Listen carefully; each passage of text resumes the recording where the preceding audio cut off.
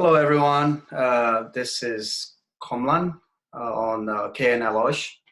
My guest today is a phenomenal gentleman who has done great things and continue to do great things in the community. It's the only Rich Norris. Rich Norris is the founder and CEO of Gentleman's Academy, and he is the assistant principal at a high school in Providence, Rhode Island called 360 High School. And Rich is here to talk about his experience, talk about what he does. He works with youth in Providence, Rhode Island. I mean, youth, not just all youth, but specifically Black youth. And he provides mentorship for them and self-development. He's done that for a while, and he's going to share his experience and what he's learned over the years and what has been his view in terms of empowering young people, especially Black men, to be successful, to dress successfully, to present themselves very successfully. And Rich is here to also give us some insights on the challenges and at the same time the excitement of mentoring these young men, where they've come from and where he's heading today. And he's going to talk about how many youth he has in this program and how he intends to expand this program across the state of Rhode Island, not just specifically in Providence, but across the state and maybe across the nation or possibly across the world. And Rich is here to also talk, maybe we'll talk about basketball. He's a big basketball fan. He's a big Los Angeles Lakers fan, and we will, share a few things on that. And I see that he's wearing a Patriots hat, and we are the same on the same team, by the way. So, Rich Norris, welcome to the show, and we are very glad to have you. Tell us about yourself. Well, I always like to start by saying I'm George and Julia's son. I mean, wherever presentation I go to, I make sure that my mom and dad are always highlighted. I mean, they give me, they give you these little cards with your name and things on it, but I always make it my business to write my parents' name there because I think it's important. And then secondly, I always emphasize that I'm extremely proud to be African, specifically Liberian, because I think the older I get, the significance of where I come from becomes even something that I need to highlight even more. I think when you're younger, you come to this country, especially at a certain time when there was it's still high level of ignorance, but when there was a level of ignorance that people would call you names and you were ashamed to be African and you wanted to be light-skinned. I think the older I get, I really appreciate where I come from. So George and Julia's son and a very, very proud West African Liberian specifically. So I just want to start that off. But thank you, Mayor, for welcoming me to your show. Any chance I get to talk about the work I do, I should say we do. I like to be able to say, to give people the opportunity to hear what it is we do and see how they want to be a part of this. So thank you. All right, thank you, man. This is a great introduction.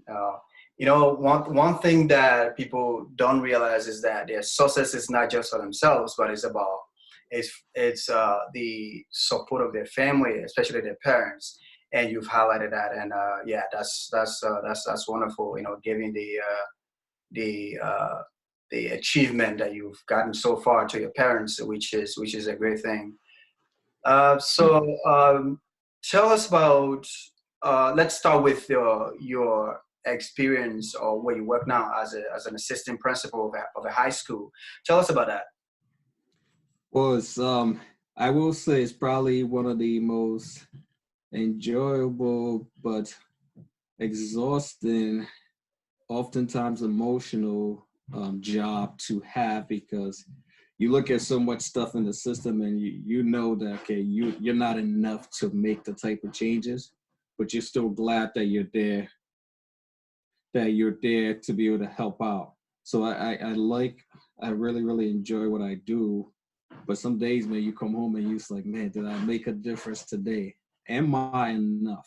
And, just as a Black man in that system, I know I have a purpose there. I know I can make an impact, but I wish there was more of me, because kids need to see representation. I think that's what's missing a lot of times.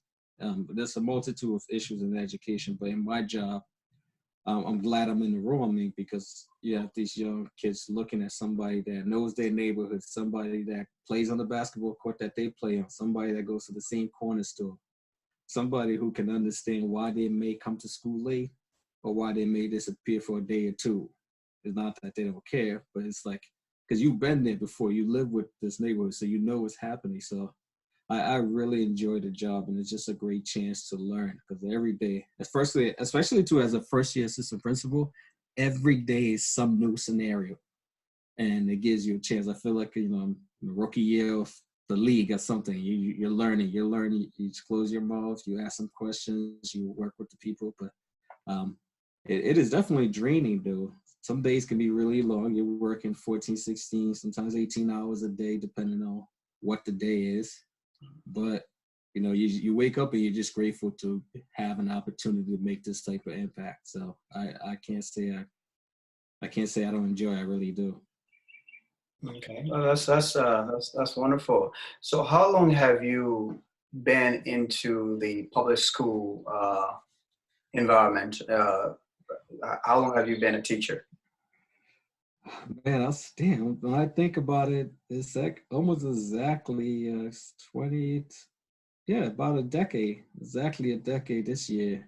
Where I've worked in the public school system, because I started right out of the University of Rhode Island at 22 years old. Working as a middle school advisor, I was hired by this nonprofit to serve as a secondary guidance counselor, because the city guidance counselor was just overwhelmed with kids. So the College Crusade of Rhode Island. So what we did was I had about 100 kids or so in my middle school, where I followed them. I conducted programs for them. I recruited them to go on college visit, things like that. So and then from that job, I became a social studies teacher and a guidance counselor for about five or 6 years. And now this year, my first year as an assistant principal. So about a decade now. Wow, wow, that's quite impressive. So, I you know, mean, you stuff kind goes of, by quick. yeah, I know, you kind of know your in and outs about how things go now. You know, since starting as a teacher and been there for 10 years, and now as an assistant principal, that's quite an accomplishment. You know, getting up in the system. Where did you start from? Which middle school or high school or elementary school did you start from? And in the Okay. first year. Gilbert Stewart Middle School. Actually, so I came to the United States when I was 11, 12 years old, and I actually attended Gilbert Stewart Middle School. So when I got out of college, luckily for me, the opening was there for the College Crusade. Normally, when you get a job at the College Crusade, they assign you to whatever middle school, and things just worked out that it happened to be the middle school that I went to. So I have familiarity with some of the teachers, because they were still some of my teachers who taught me when I was in middle school. And then my house was 2 or 3 minutes down the street. So Gilbert Stewart is where I started at. Stayed there for about 5 years before I went to guidance. Okay.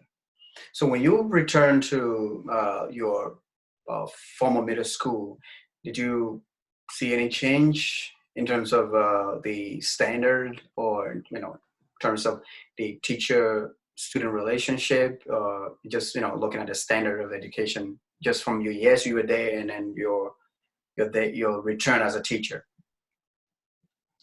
But I mean, to be honest, I didn't see as much. You had a few spots of brightness like I saw when I was there, because when I came to this country, there were 2 teachers that really just took me under their wing and kind of just took care of me. So I owe a lot of my success just in adjusting to America, because it wasn't a lack of intelligence. Sometimes, immigrant kids get looked at as if to say they're not smart enough. I mean, I came in December. By March, I could pretty much teach the class, because I would just take the book home and, study it. Most of what they were learning, I had already learned or had knowledge of, so I was actually bored. So, you had an accent and you stuff like that. So sometimes you didn't really want to talk too much, because maybe people might look, but it wasn't because a lack of intelligence. It was because the environment wasn't conducive for my mental health, in a sense. So I see a lot of immigrant kids go through that now. This is why in the school that I'm at right now, one of, if not our biggest emphasis, is affording everybody their human dignity. Doesn't matter where you come from. We need to know you're a human being first before we start to stuff academics down your throat. I feel like at the time at Gilbert Stewart, the I didn't know it, but at least I didn't think the school environment made enough effort to be welcoming to every kid. I felt like it was a big school, 800, 900 kids middle school, but I still felt like it could have been structured in a way where people got to know kids, you build relationship with kids, because I think the biggest thing in any environment is relationships. If you can't establish relationship that says, I respect you, kids are gonna feel a certain type of way, especially if they've come from some traumatic environment, maybe a war in another country, because there's a ton of upheaval in that in Latin America now that's causing like a shift over here. So you get those kids who come and they're scared, they're looking for a place where somebody can welcome them, and here you are being me. So, but when I got back to Gilbert Stewart, I still felt like wasn't quite the change I was looking for, but you started to have some newer and younger teachers come in who were starting to create that environment, starting to look at things from a newer perspective and not just get stuck in the old way of doing things. You know, teachers who actually listen to kids, who give kids a voice. It wasn't like that autocratic thing, you know, it was my classroom. It was about teachers who were trying to share the power. You know, if you speak to any of the students I had in sixth grade, they would tell you that we had a standard in our class so everybody was treated with respect. You know, it was our class, you know, emphasis on our. It wasn't, you know, Mr. Norris class. It was just our class. So we were attempting to do that. We were making some strides, but at the time I was at Gilbert Stewart, at least 3 administrative turnovers in terms of principal. I can, yep, 3 at least. So, and every time a new principal comes, they bring their own vision. So whatever else that was already happening, that gets a little shifted. So now you got to readjust, and then that causes problem in teacher morale, stability for kids. I think I found it to be almost hypocritical in the sense that the school department is talking about the best thing for kids is stability and establishing a stable environment, but then you don't have stable leadership because you're always shifting leadership. Right. So. Yeah. Okay. So from there, you say you move into a role in the high school. Yeah. How's that? How was that transition? For me, it was rather smooth because the person who gave me the heads up on the position was actually my high school basketball coach. When I was at Stewart working with the College Crusade, I was like, well, you know what? I might as well just get my master's. I can see myself doing guidance. I could always see myself in some type of helping position like that. I mean, my freshman year in college, I would take the bus and come down and hang out in my high school guidance counselor's office just to kind of see what he did. So I like what I saw. So for 4 years, I was sort of doing like a internship in a way. And then when I graduated college and started working in this job was essentially guidance. So I was like, you know what, I'm going to go to Providence College and get this master's. Maybe someday something will happen. And I mean, fortunately, the minute I graduated in 2012, and he called me and said, hey, there's a position opening. Would you like to apply? And so I applied, and I went to work with somebody I already had familiarity with. And the students I was working with, they were sort of like a feeder school into my high school. So a lot of those kids that I taught in sixth grade ended up transitioning right over to from the middle school to the high school. So when they walked into high school, they already saw a familiar face. They already knew me. You know, mind you, I'm in a different role, no doubt, but I could still broker some relationship between them and their teachers. You know, the parents was happy that, hey, my daughter's going to school where her former teacher is. So those are the type of things. So it wasn't a difficult transition, but the challenge now was, you know, learning a whole new set of protocols. Guidance protocols are totally different than teaching protocols. But it helped me understand and deal with teachers better because I had come from teaching. Right. You know, a lot of guidance counselors, if you don't come from a teaching background, sometimes you may find the adjustment a little bit more difficult because you might not understand why a teacher feel the way they feel. You know, and some teachers will come and say, well, how'd you schedule this many kids in my class? But I get it because I come from their perspective. I knew why they would think that, or why would you schedule a kid the last 4 days of the school year and you put a new student in my class? You know, that type of thing. But because I had come from that background, I understood why those things happen, and I was able to talk teachers through certain things. That's quite interesting. So when you transition from uh, which school are you talking about now? Is that the I went to Dr. Jorge Alvarez High School in Providence. okay, It's all right. actually about 6 or 7 minutes from Gilbert Stewart. And the other thing that made my transition easy too was some of the people that were at my former high school were now at that school. Feinstein High School is where I went to, Okay. but Feinstein High School got closed down. The teachers got dispersed to other schools. So when I went to Alvarez, at least 5 or 6 teachers from my former high school were teaching there or in a leadership role. So it was a good place to kind of have almost like another family there who kind of took me under their wing and just guided me through my job. Okay. And then now you recently moved to 360 High School in Providence. Um, Mhm. how is it like? How's your first year going so far? Man, it's faster than it's very fast paced. I mean, your emails volume double or triple. You know, you're now dealing with adults more because now you have to evaluate teachers and you have to think about building safety. You think on a level that's not so relegated to just your classroom or as a guidance counselor, you just have your caseload, right? Now your whole school thinking is different now, and you have to think as if you're the principal because any day you could be the principal. Right. Like contractually, the district could assign me to another school next year if they felt like it. So, you know, I have a year-to-year contract. I'm what is it, at will employee? That's what it's called.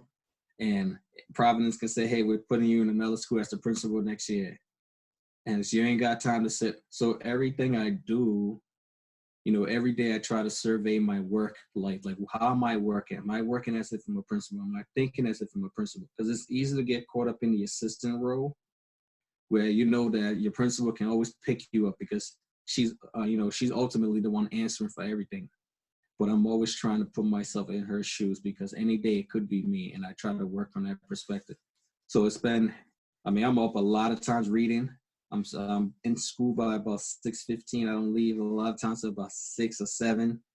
Just trying to put in the extra work, immerse myself in every aspect of the school, so I can get a sense of what it takes to have 3, 4, 500 kids and family lives in your hand.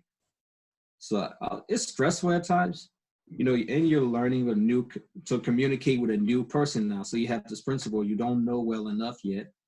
So you're figuring out communication, and especially during this COVID-19 period where you're not one office down the road. It's like now it's a ton of Zooms, it's a ton of text messages, ton of phone calls. So you're trying to figure things out.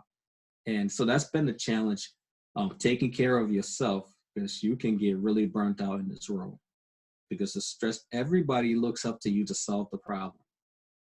Fortunately, I work with a group of people who pick up. They're really this school has a really good sense of shared leadership.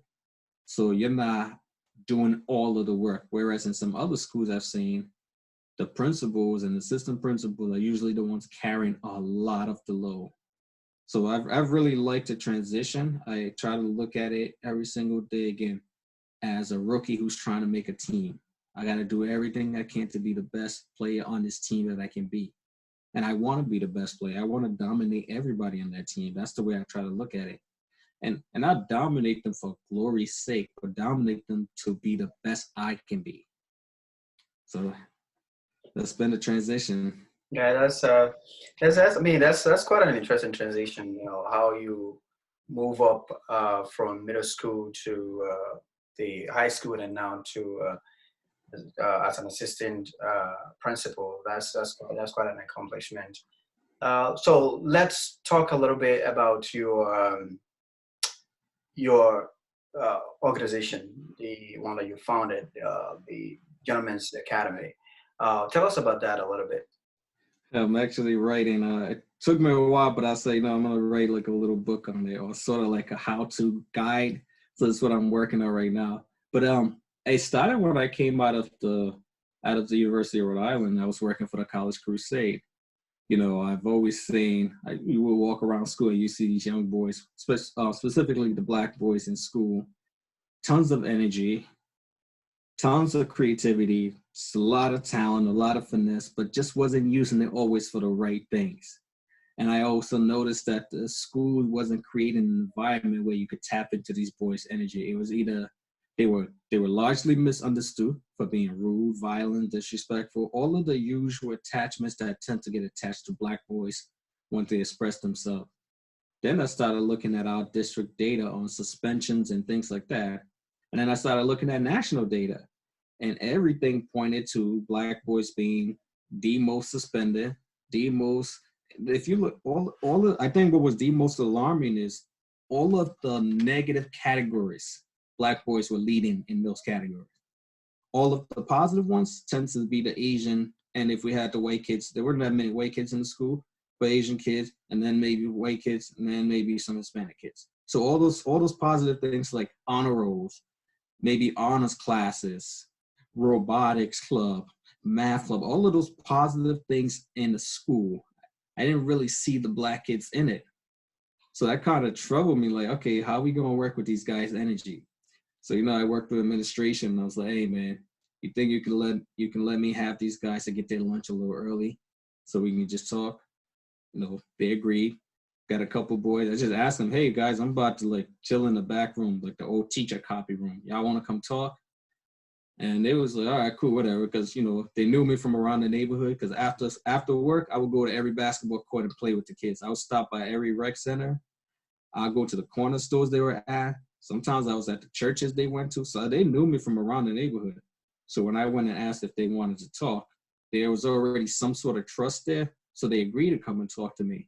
And I was like, hey, no censorship. Say the way you want to say. Use whatever vernacular you want to use. Just be you. And when these guys started talking, they started talking about everything, man.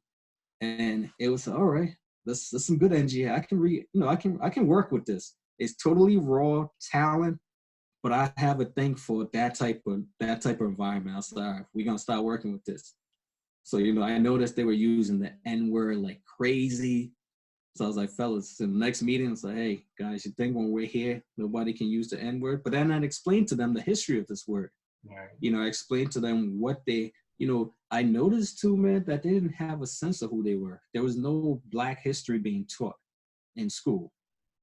We were teaching history that was totally irrelevant to these kids' lives. So no matter why they just shut us off. Like, we don't want to listen to that. So I started teaching history to them in that little group. I started just talking to them about what trauma is, like how instead of PTSD, they was actually going through active trauma, if that's a word you want to use. It's a term that Jeffrey Canada, he was a founder of the Harlem Children's Zone. He says the trauma that these kids are going through is worse than what soldiers do when they come from war, because post-traumatic means the trauma already happened. These kids weren't living in a post-traumatic. They were living in an everyday traumatic situation, whether poverty, gunshots, all types of violence. So we started discussing their trauma.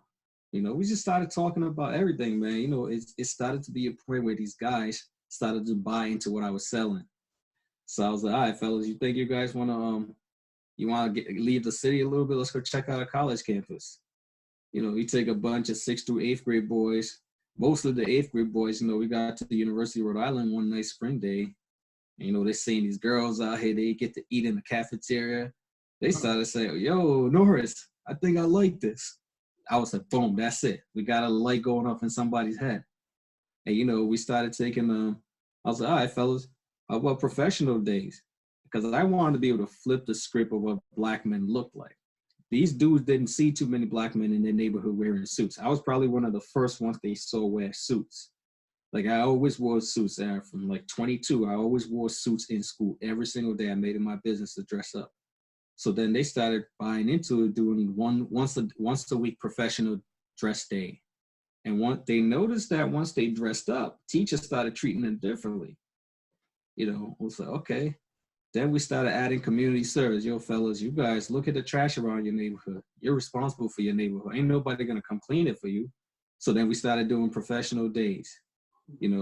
So started adding little structure to it. And then we would meet for study hall. Hey guys, I noticed that I see all the Asian kids making the honor roll. I see all the white kids. Where we at? Then we started pushing academics slowly. You know, I had to come in from a different angle before I pushed academics. Because if I just came in and said, this is a school club, it would have blown up. But then we started having boys' night out. I noticed these kids were so stressed. Some of them will go home to deal with all these stresses. So, you know, I started talking to their parents. Hey, you think once a month me and the boys can go roller skating? Oh, yeah, whatever, take them. So then we started chilling, you know, roller skating, like something to just kind of de-stress.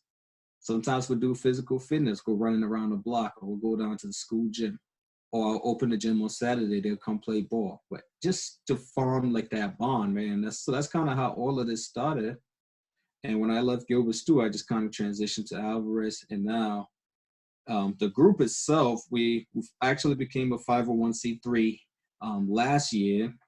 I had to step back slightly. We have an executive director, actually. His name is Martin Kirk. So he's the guy who kind of heads the organization. But I do a lot with coordinating the academic piece of it, making sure that I recruit the right mentors and coming up with a curriculum, because that's one thing we didn't have for the longest time. We were just doing what was needed at the moment, but now we're starting to focus the curriculum a little bit more so we can start to tackle some of the issues that these guys are leaving. Last year, we spent a huge time on dealing with toxic masculinity and what does manhood mean.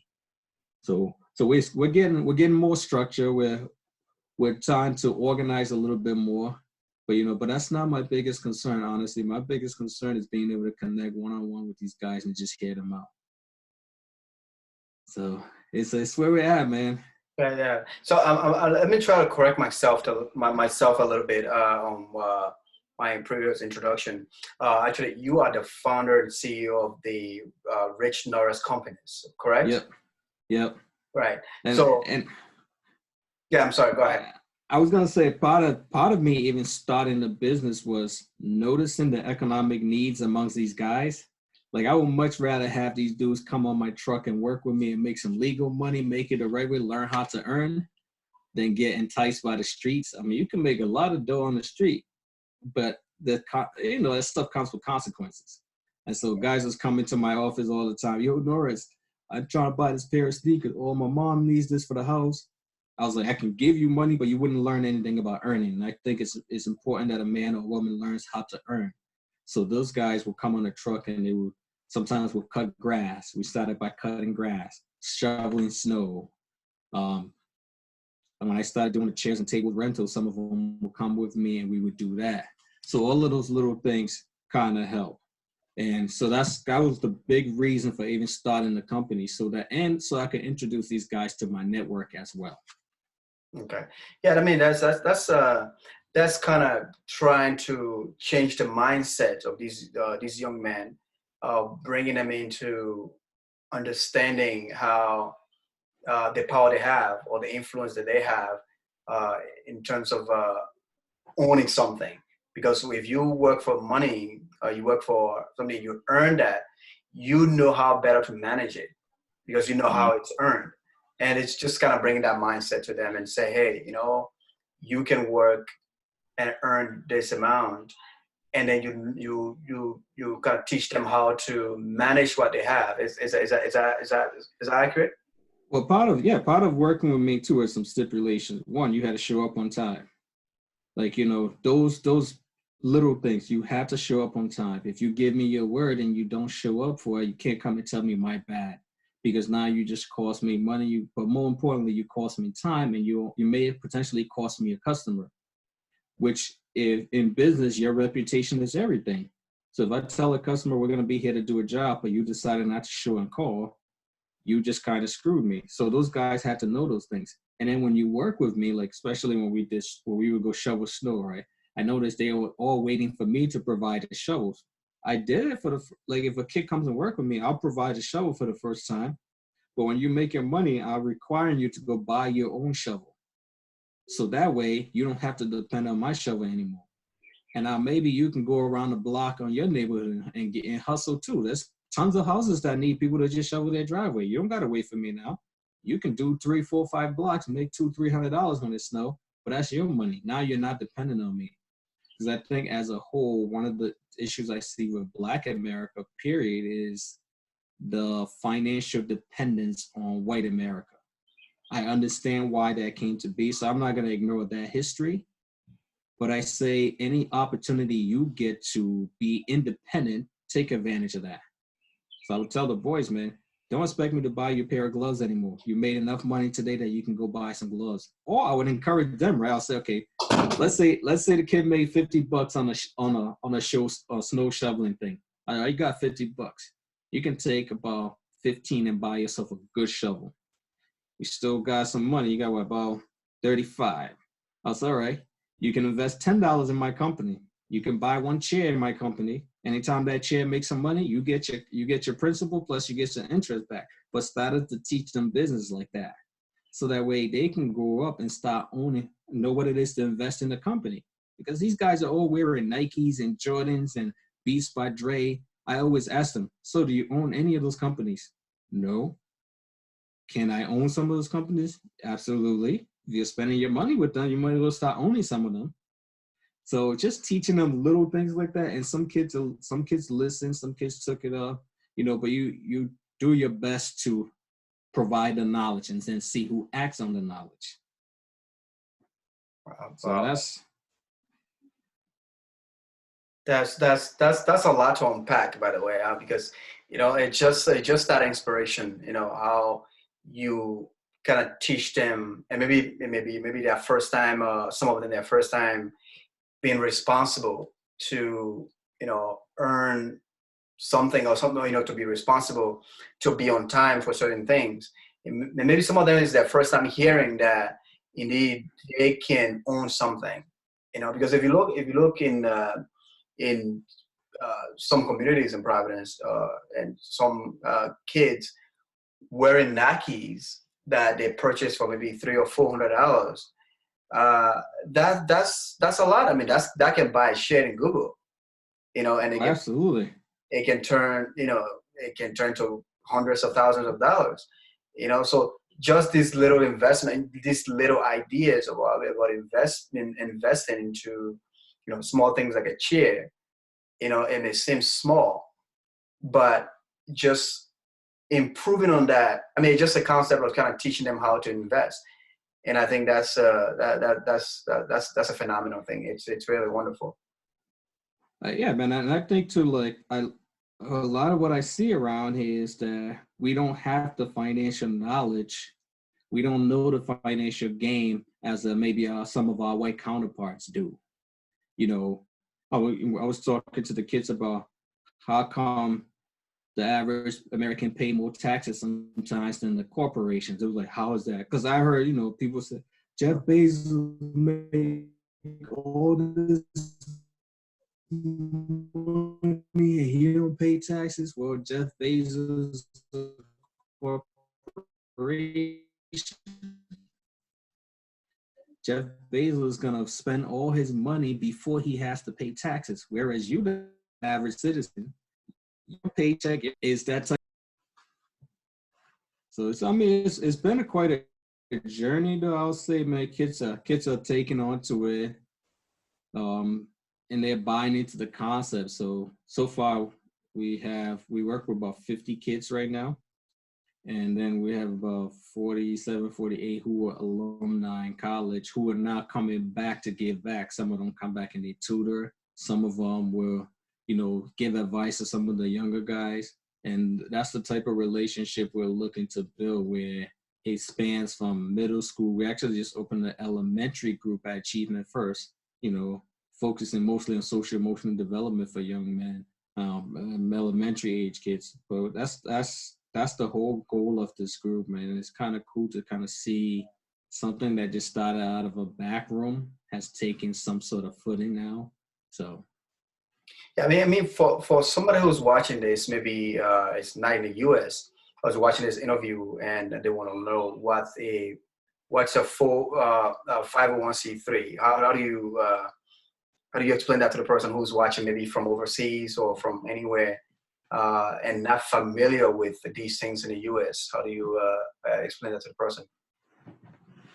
Yeah, 501c3 just establishes you as a nonprofit organization for tax purposes and things like that. I mean, I part of this year, like I said, we form a board of directors, and one of the people I was really looking to get on the board, and I was fortunate, was a tax accountant. He's a tax lawyer, so he was able to file all of the paperwork for your 501c3. But it's just the Internal Revenue Code that says this organization is a nonprofit, and you can donate to this organization. You can write it off on your taxes. Like around May, June, that's almost like the end of most people's fiscal year. So a lot of companies sometimes are looking to dump any of those pre-tax expenses that they haven't spent yet. You know, some of them are genuine in their altruism. Some of them are like, man, we can donate this money to this organization. We can still write it back off and get it back. So it's just for tax purposes. You know, you go to purchase something, you don't have to pay taxes, and you're not a business, and you're an organization, a nonprofit who's trying to help some cause. There's tons of organizations that get their 501c3 status, but it legally establishes you as a nonprofit organization. Okay, that's that kind of clarifies all that, because we usually have viewers from across the world who are more interested in and they'll be asking themselves, what is 501c3, and that kind of clarifies that. Just kind of going back to the financial education part, which I think one of the things that is lacking among within the community is the lack of understanding that as an employee you pay a lot of taxes than a corporation, than somebody who has a business. So and maybe 40-50% of your earning comes of your expenses come from taxes, and most people don't understand that, and they think that if you work maybe more hours and you work double time, you can earn more money, but that's the more taxes you're paying because you're an employee. Yeah. It's just kind of changing from that mindset of being an employee to being an employer. That's when you see the difference. But that's the biggest thing I'm trying to get these young guys. And I would say, sadly for me, I'm learning these things as I go along, because as I was coming up, schools weren't teaching these things. I'm not anti-school because clearly I work in one. But what I'm anti misinformation. I'm anti deliberately slowing people down. I'm anti nonsense. So you're teaching kids a bunch of things that aren't relevant to their living or their ability to thrive. Because I'm tired of people saying, man, I just want to survive. If you just want to survive, you're literally meaning you're just going to try to make it from one day to the next. There's a lot of stress in living that type of existence. But thriving means you first of all, your mental health is in a great state. And your mental health usually is in the great state because you don't have to worry about too much, because you're in the position where you can control certain things. If we as a people, especially Black people in this country, is going to, or universally I would say, is going to control anything, you have to start to establish ownership. You take Africa, for instance, I mean, you have the second, the Europeans and the Asians are pretty much carving up Africa again because a lot of our governments or a lot of our people aren't taking that type of control that they need to. But that's a whole different conversation. But I see it here too in the United States where, we're so used to being employees, and just the very nature of school. I'm not sure how much you know about the origins of school in this country, especially public school, but the origin of public school, the only reason the business community agreed to be part of that whole experiment was because they were convinced that we're going to produce you a lot of employees who are going to be docile and just, they're going to be very good Americans who are going to be the type that you can use. They'll listen to your commands. They won't really protest against you. So schools do a good job of producing these types of people. I'm trying to flip the script in the sense that, I need you to question your teachers. I need you to ask why. I need you to ask them, where are you going to use this in your life? Where is this applicable? I need you to do that. Don't be a student just sitting in the class passive. As a matter of fact, when I was teaching and I had those types of students, we had some problems because I remember going off quite a few times on sixth graders and telling them, you guys are going to sit here and just let me talk to you all day. You're not going to question one thing I said. What type of education is that? So I'm just trying to get our kids to a point where they can understand that ownership means you control certain things. And when you become an employer, there's multiple tax benefits you can take care of, tax loopholes you can take advantage of. And corporations do it every single day. People get mad at Bezos, they get mad at Donald Trump, they get mad at the Bill Gates. I'm like, well, these guys know how this stuff works. Mhm. You know, if you shelter your thing in the corporation, let's say something go wrong, I mean, more than like people will sue you personally, you got nothing. Mhm. You know, you got a lot of rich people that are very poor on paper when it comes to litigations. Yeah. So I mean, you know, this is the thing a lot of people don't understand is that, and which, you know, it's that when you can protect your money when you have it, you know, and that's when these things are legal. But a lot of people don't understand. They think that, you know, it's not. But if you look at somebody files for bankruptcy, people, oh my God, this guy is, you know, he's doing a horrible thing. But he's filed for bankruptcy. It protects him. It's not his money. It's not. It has nothing to do with his status at all. nope. And he knows why he's filing. Like Neiman Marcus just filed for bankruptcy. Neiman Marcus for one of the most high-end retail stores, right? They're not broke. They just know that they ain't trying to pay everybody else the money they borrow. So now you file for bankruptcy and they don't touch you personally, Mhm. but they can go after whatever Neiman Marcus has, which would be nothing. So then whoever invests in those companies, you're essentially screwed because Neiman Marcus filed for bankruptcy. So I just think our people need to get, and myself included, get more educated on finances, how to generate them, how to keep them, how to expand them. Because man, I'm always thinking from generations from now, when I'm not even here, like what do I produce that the next group of people? You know, I say going back to Trump again, I can't stand the guy. That's my personal belief. But people got mad when he says, well, my dad only gave me $1 million to start. Well, his dad could afford to give him $1 million. Look in our communities, how many of us die and leave dead with our kids rather than actually educating them and leaving them with something that they can go on? If I had $1 million to leave to my kid, I'm doing it. I have a godson who's 6 years old. I'm already planning his financial future. So if I have that type of money to leave to my kids, I will. But I think we need to start understanding first how to get in a position to be owners. And I think ownership is huge.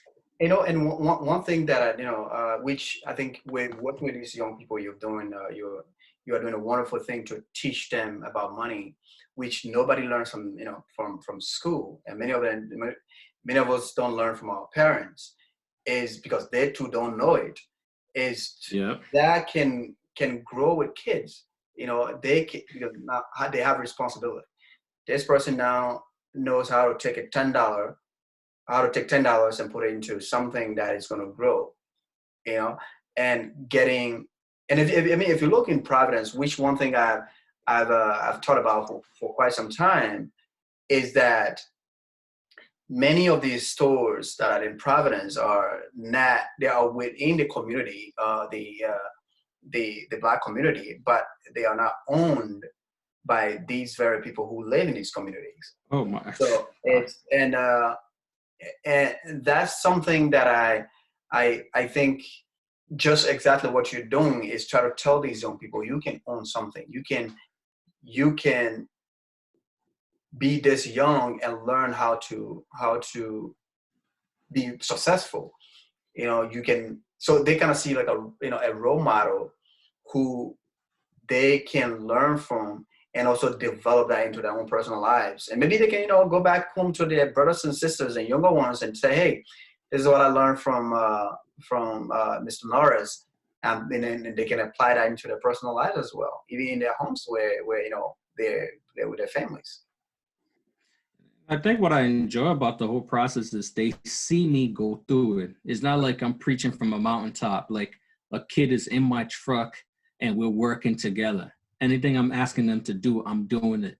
So it's like this guy isn't just telling us to do it. He's hanging out. No, he's here doing it with us. Sometimes I'm doing more than they are doing. So I want them to understand that, to get to a certain level of prominence or ownership, you have to get your hands in the gutter too.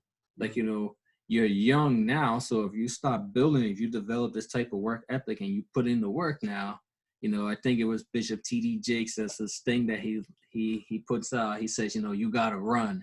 And he talks about, you know, when you're young, you know, young people nowadays, he says, they want to devour in the morning. And I was like, no, he said, you got to hunt in the morning. You got to run, and then devour in the evening. So I'm telling these guys, man, you guys got the energy now. Start learning this now. And then when you reach a certain age, all of this stuff will not stop paying for itself. And they see me read the books. They see me trying to navigate the same thing. So it's like, I'm not doing it from a distance. I'm doing it with them. Yeah. And I think that's part of what's make my relationship with these boys work, is because they've seen me go through everything with them. You know, we didn't cry together, man. There was some situation where we just cried together. There's some situation where we got into each other's face, and I challenged them. So you know, you get some of the older guys who think they're grown men now and don't want to listen to their parents. I'm like, nope, come in my office. We're talking about this. But we've been through everything together, so they know that, okay, he's walking what he's talking, you know. So yeah. So how can anybody watching this be part of your program? How can they participate? How can they support you in what you're doing with these young men, and, you know, making them responsible, making them to be successful young men in the community, and kind of giving them a different, developing their mindsets about investment and financial education, and just, you know, being successful black young men. I think to start with, if anybody's interested, I'll say, you know, you go to our website, and you know, I can send that to you. But it's just www.gacademy.org, just to kind of see what we do. We look for anybody that has a skill set that you think would be valuable. If you're into finances, you're into medicine, or engineering, any sort of thing like that you are willing to maybe adopt a young man, where maybe you build a relationship with him, or you give him advice, or you call him, like any type of mentoring relationship like that is something we would be interested in. I mean, and that financially too, every year we take these guys on college trips. We try to take them on at least 10 college trips every year. So those things will cost some money sometimes, like buying lunch when you get to the college campus. Some colleges are great and they offer us lunch plans, or they'll give us tickets for meals. Sometimes just to rent a van to go to a college trip, because I like to get these guys outside of Providence, sometimes to New York, Massachusetts. So, you know, so financially, if you do visit the website and you find it in your heart to donate, that'll be great to do. And the mentoring, just trying to be a mentor from a distance, that's okay too, because a young guy can pick up the phone and talk to you about your experience. So those are ways that people can help, you know, to move this process forward. All right, Ms. Norris, thank you very much for everything. I'm definitely going to have you back on this show, and to talk about to have a part 2. This is a very interesting conversation, and I just want to appreciate you for all you do for these young black men in Providence, Rhode Island. I know there's a lot that you can talk about, and there's so much that you're doing. And we want to thank you for your time, and we want to thank you for everything. And I will give you to say your last word, and talk to our viewers about how they can contact you, how they can reach you, and just, you know, your final take on this. Oh man, thank you. First of all, definitely thank you for the platform. I get it, like, real passionate, and like my eyes light up anytime I get to talk about the work that my team and I do, because I say my team because nobody gets to any level of success without a good group of people pushing them. So shout out to my team, because they really do the work. As for me, man, I enjoy what I do. I feel like from a kid who almost lost his life in the Civil War to somebody who can be a blessing for somebody else, man, you can't thank God even for more than that. So I'm just grateful every day to get an opportunity to like do the stuff I do. It doesn't feel like work to me. Yes, there are days when I'm stressed and all of that, but it doesn't feel like work. It's a blessing, and that's the way I look at it. And then I try to just push people forward. So I'm going to keep doing it, man. And anybody who feels like you want to contribute, like I said, please go to our website, just www.gacademy.org, and check us out. But I enjoy this work. I'm blessed, and I thank God so much for this. All right. But I appreciate you, man. All right, man. Thank you so much. And we want to thank our viewers for watching this wonderful discussion about Mr. Norris' work. He has been very great in terms of empowering these young minds. And it's something that we need to have more conversation about, because when you look across the world, financial education is very important, and it's something that is lacking within many communities, including our communities, where people just spend money and spend money and spend money and work for money, and which is a book that I want to recommend, by the way. It's called Rich Dad Poor Dad. I'm sure many people have read it, and it's a very interesting book. It's about telling you how to be successful. Financial education is very, very important, and having a financial intelligence, it's very important for people to have, because you can work your way to be a rich person, to be a successful person. You have to know how to play the game. It's a game of money that many of us don't understand. We think that working and working and working will get you to where you are, but it's like you're digging. It's like a rat race. You keep going the same way over and over. And I just want to applaud you, Rich, for kind of putting that into the minds of these young people to be successful, not just financially, but also in their own professional, to be professional, just at a very tender age, and that can grow into their lives. I want to thank you for being on this show, and I'm definitely going to have you back to talk about so many other things that we kind of miss out on.